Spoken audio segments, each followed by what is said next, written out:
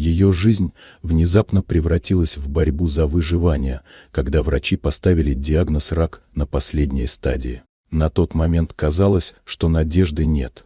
Прогнозы были мрачными, и все, что оставалось, это ждать. Но она не сдалась. Каждый день был мучением, но она держалась. Все вокруг стали уставать от ее болезни.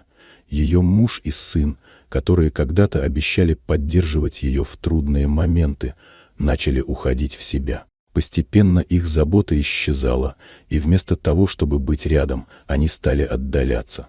Когда ее состояние ухудшилось, муж ушел. Он не выдержал этого давления и решил, что ей не помочь. Он думал, что ее время пришло, и проще будет начать новую жизнь, чем продолжать бороться с неведомым.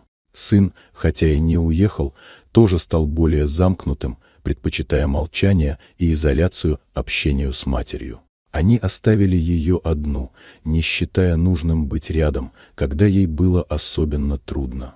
Но она продолжала бороться. Каждый день, несмотря на боль, на усталость, она вставала с постели, искала силы и продолжала. Врачи были поражены ее стойкостью. Она не только пережила все страшные стадии болезни, но и победила ее. Спустя год она вышла из больницы, окрепла и вернулась к жизни. И хотя восстановление было долгим и болезненным, она вновь научилась радоваться простым вещам. Работе, природе, общению с друзьями, которые не покидали ее в самые тяжелые моменты.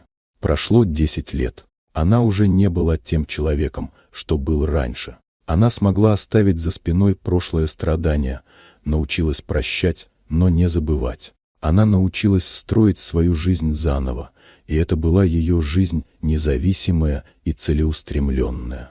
Однажды, возвращаясь домой, она встретила их. Муж и сын стояли у ее двери. Они были неузнаваемы, измученные временем, в котором они осознали свою ошибку. На их лицах читалось сожаление, но для нее это уже не имело значения.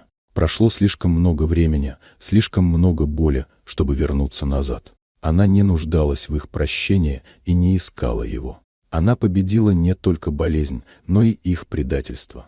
Для нее важнее было то, что она осталась самой собой, несмотря на все.